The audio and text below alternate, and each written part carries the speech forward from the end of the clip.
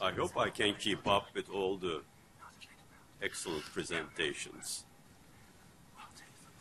When Ercan asked me to talk about science and society, first I thought I was the wrong person, and for a long time I did not respond to him. Because I'm an engineer. I make things. And I said, okay, if I add the engineering to it, I should be able to survive. Then I started getting curious about many other things, so I spent my last 2 weeks thinking about what I should talk about. So I divided the key players into a triaxial map. Most of us are at the universities.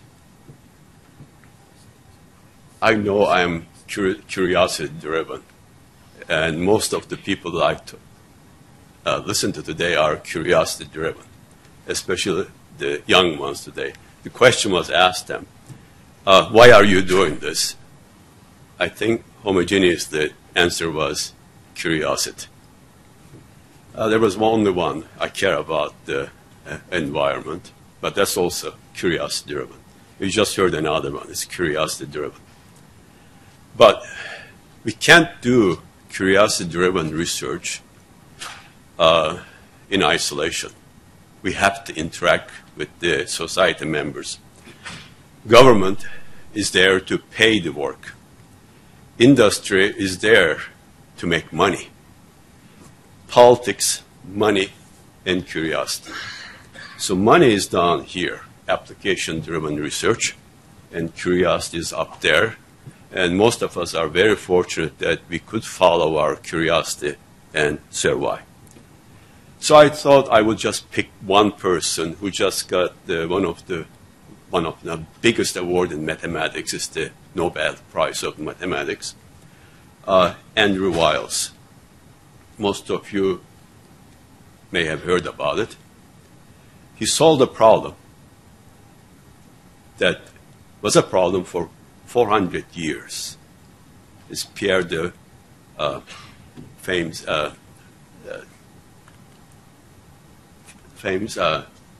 Fermat's last theorem, 1634. He solved it in 1994. He was in Princeton, that's why I thought of him. And for 7 years, he did not publish any papers. Suddenly, he published this paper. So I asked myself, how does this guy survive without publishing papers for 7 years? Most of us cannot survive that long. And then I started asking why he did all this. And his answer is there. Always try the problem that matters most to you. He didn't care about the society. He just did what he wanted to do. But often, many of those things help the society in the long run. And you heard one of them today. The award that he got is the one that John Nash got last year. Unfortunately, he died on the way back from the award ceremony. He's now a sir. He's highly rewarded. And John Nash immediately became affiliated with Princeton University when he got the Nobel Prize. Until then, he was just walking around like a madman. Nobody cared about John Nash. But you heard his impact on the society, game theory. When he did it for the same reasons that Andrew Wiles did. He doesn't care about the society. He is just doing it for curiosity. That's what most scientists are. But because they need funding, they play the game, say, this will help the society in such and such way, and they get the funding. Wiles was very fortunate that he was at a very rich university, and he survived without publishing for 7 years. So that's, I think, a good example of why most scientists do science, curiosity. And I heard young Turks this morning, most of them said curiosity. Good for them. But if we all did that, we won't survive as a society. And some of us have to get funding to do the research. Wiles didn't need the funding. He just needed a salary. to do math. He didn't need big laboratories. He did not even need a computer to do the work, so he survived. And John Nash was in that category. So to follow our curiosity, we need funding. So I need the government. And I'm a product of that. I call myself an academic soldier. At the age of 18, the Turkish government said, you go get a degree in ceramic engineering, come back and help the industry. Well, I did not have money, so I followed the order. I came as a soldier. Another soldier was designated by the French government. In the early 1800s, French government felt that they were falling behind in the Industrial Revolution. So they picked a bunch of military cadets and said, you guys are going to try to figure out the fundamentals of how to design most efficient engines. And one of those guys was Sadi Carnot. At a very young age. He was born in 1796. He wrote his book at 1824. And shortly after that, he died at the age of 36. Most people, most scientists, did not read his book. So the postulate that he came up with is today in most thermodynamics books is referred to as the Kelvin-Planck postulate. He lost out because they did not read his book. Here's the French version. And here's the translation, direct translation. He's a mechanical engineer. He's not even a scientist. He was trained as a mechanical engineer. And he came up with one of the most powerful postulates of the universe. Second law of thermodynamics, before the first law was discovered, established. He was a genius. He was ahead of his time. Today, when you take a course in thermodynamics, you first learn first law, and then you learn the second law. This guy didn't need to learn the first law. If he knew the first law, he would have been much further ahead. And in the translation, just read these orange ones. In order to transform, in order to get work from heat, you have to go from warm to a cold body. Another one, it's necessary that there should be also cold, not just heat. Together, you design the most efficient engine, and today it's referred to as the Carnot engine. It's hypothetical. We still do not know how to design the most efficient engines, but he came up with the principle. 50 years later, a giant, Ludwig Boltzmann, again, another curiosity-driven giant. He came up with an expression of what Carnot tried to say. Carnot did not even know that what he discovered would be one day labeled as entropy. He did. They wrote it on his tombstone in Vienna. Unfortunately, he felt that what he did was not appreciated by the society. He committed suicide. So some of these brilliant guys are divorced from the society. There's a conflict between their minds and their curiosity and the society. So he's another giant. Wasn't appreciated then, but he is widely appreciated today. And by coincidence this morning, you listened to one of our young guys talking about the information theory. What he came up with served the basis of Claude Shannon's information theory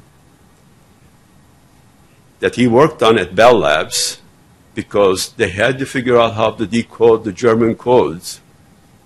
There had to be some information left to decode the codes, and that came out of this Boltzmann entropy concept. So it goes on. Curiosity leads to another curiosity.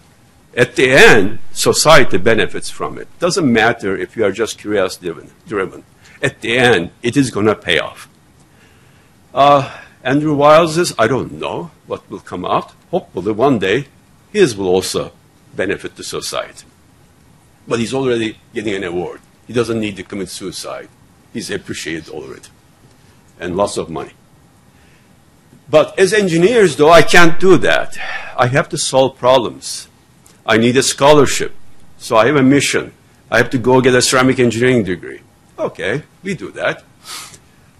So I connected now the university with the government and the industry. They need to work together. Problem is, why do they need to work together? There's some kind of hidden force in that togetherness. Because these guys are curiosity-driven. These are mainly politicians. And they are only driven by money. And the United States, they're called the venture capitalists. I refer to them as vulture capitalists. So curiosity, politics, and money are forced together. And they have to work for the needs of the society. Today, I don't know. Many years ago, we could have listed Bell Labs here as a company that would fund long-term research. They funded Klaus Shannon's research. Bell Labs doesn't even exist today. They are not around to fund anything. They've been replaced now by Google, Microsoft. Microsoft was a small company when I started teaching at the University of Washington. My house was right across their first campus. They were still an unknown. So these are the ones that today fund the long-term research to a certain extent. And you just heard one of the examples. And then short-term research is very competitive. They're supported by vulture capitalists. They want everything in 1 year. Maybe true. If you don't survive, they cut you off. But some survive, and they become giants, pharmaceutical as well as some of the established companies. So I want to now ask, what's in the future? Where does society fit into this combination? Having learned a lot about materials, I now teach an undergraduate freshman course seminar on the world of materials. As I teach, I learn new things. I just want to illustrate some of the new things I learned. I think most of you will know what a straw and brick is. It's called, in English, adobe brick. In Turkish, it's called kerpiç. It was made, first kerpiç was made in Anatolia. Not because of curiosity, not because of government funding, because it was the beginning of the agricultural revolution. They started settling down. They had hay and they had clays, and they mixed by accident. That happened 4,000 years after the first man-made materials. They had to wait 4,000 years to discover the next best material. That's it. Would you believe that 787 that you saw today utilized the same technology? That's the basis of why kerpiç works better than just mud brick. It's the fibers within the matrix that make them surviving materials. And we move now into, after 10,000 years, to do new technologies. Now, so how did it happen? Was it curiosity? No. It was the society that made this happen. And the best way to explain that is just look at the evolution of materials as a function of time. Around the Second War, metals dominated the materials industry. Why? We built our airplanes with metals. We built our automobiles, and we still do, with metals. We built our tanks with metals. metals were the best materials to use to build almost everything. So they dominated everything. Who gave the order that there had to be a reversal? Society. Society gave the order that there has to be a reversal in the process. It's the demand. As new materials came out, demand increased for those new materials. So the reason now we are shifting in this direction is the function of the materials. These materials worked well, but they do not satisfy the functions that the society want. We want lighter airplanes. We want more efficient cars. We want better tanks. We want better of everything. And society, and when those better things come out, pay for it. We haven't heard about the Tesla car.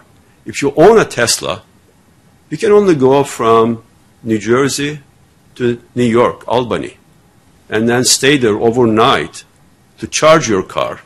Next day, drive to the border. The day after that, you drive to Montreal. It won't work. So we have to come up with batteries. It's a societal need. Batteries that will last at least 10 hours of driving. Argon doesn't have it. Nobody else has it today. And I know they are working on it, but one day it's going to happen. So I want to show you what is happening now in the materials industry. And I'll illustrate that with a movie.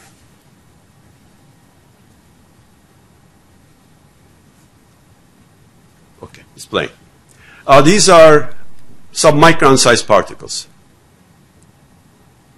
You heard about the nanoparticles today. They're moving around because of Brownian motion. Suddenly, we apply an electrical field. They go find a defect. Defects that we can only identify with atomic force microscope. Otherwise, you can't even see them. You don't even know there's a defect there. They find them. Because current density at the defect size is higher than the rest of the homogeneous region. You release the field, they go back to doing their dance by Brownian motion. This is what happens in blood clotting in some ways. Blood cells find the defect. They start going out, and they form a blood clotting. So you could also convert this to a blood clotting process, and that will lead you to self-healing materials. There are some modest examples of this, but not too many. The second example, you heard about high-temperature superconductors, 87. In the American Physics Society meetings, you could hardly get into the rooms. I don't think they have high-temperature superconductor meetings in the American Physical Society today.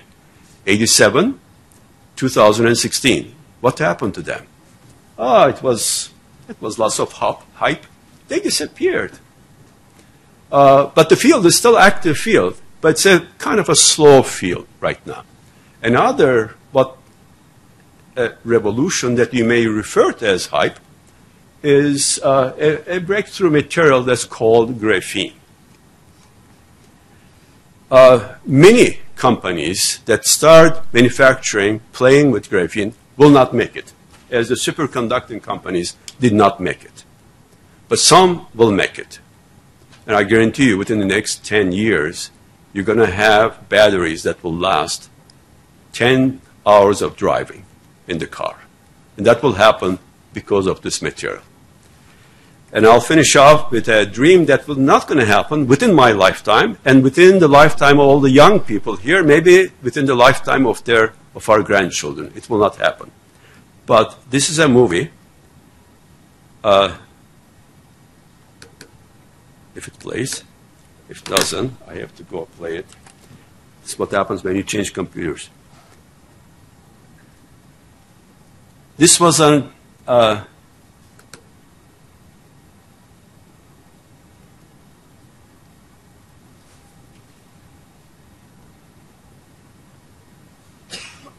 oops, it doesn't know. Okay.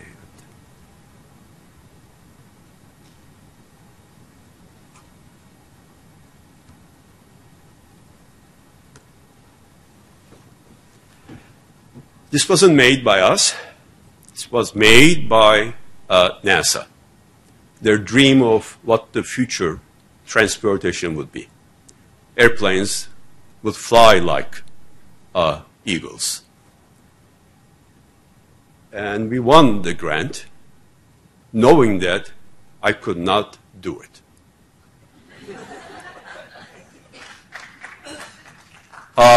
But I really believe, even though I knew it wasn't going to happen in our time, I believe it's going to happen one day.